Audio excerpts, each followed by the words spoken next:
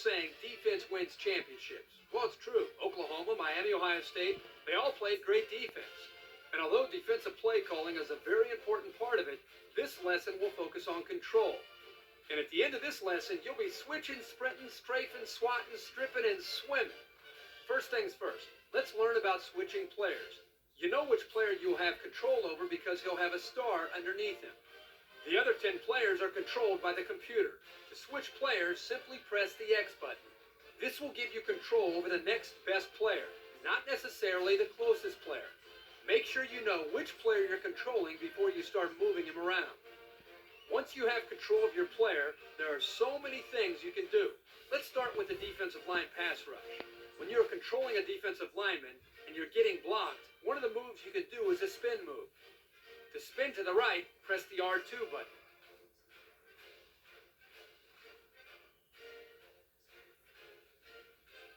To spin to the left, press the L2 button.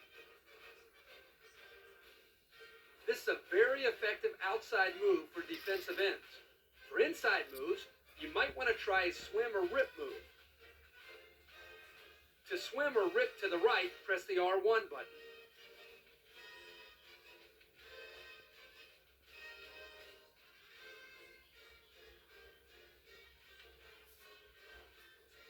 To swim or rip to the left, press the L1 button.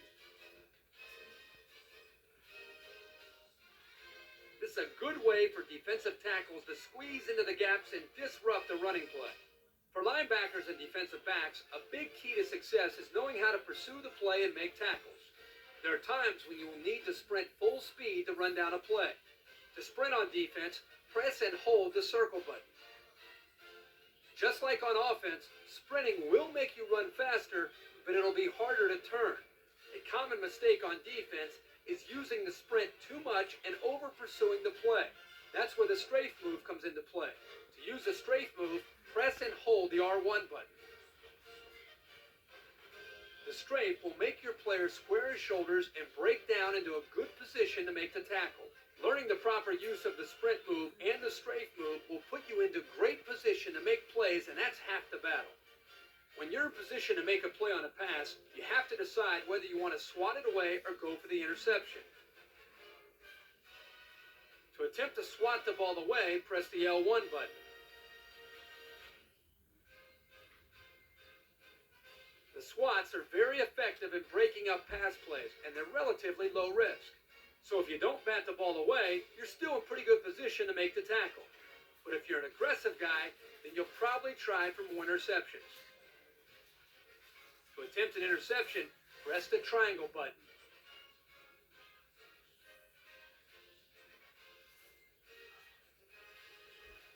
Interceptions are more difficult and have a higher risk.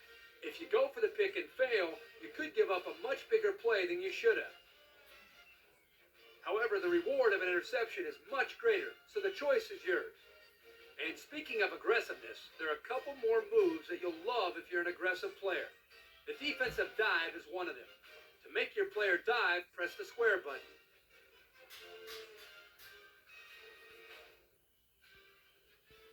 While most coaches will teach you to never leave your feet, diving can allow you to make plays that would never be possible otherwise.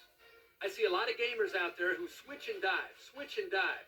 Get with it, guys. You're only hurting yourself when you do this. I suggest you dive only when you need to, like if you're making a last-ditch effort at a tackle. And the last move to learn is the strip ball.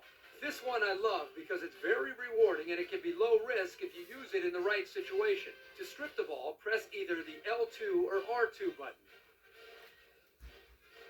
The best time to use this move is when the ball carrier is in a lot of traffic. Don't use it in one-on-one situations because you're just going to miss the tackle. Well, that wraps up this lesson in defense. Throw a little defensive play calling strategy in with these defensive control skills, and you'll be a feared competitor.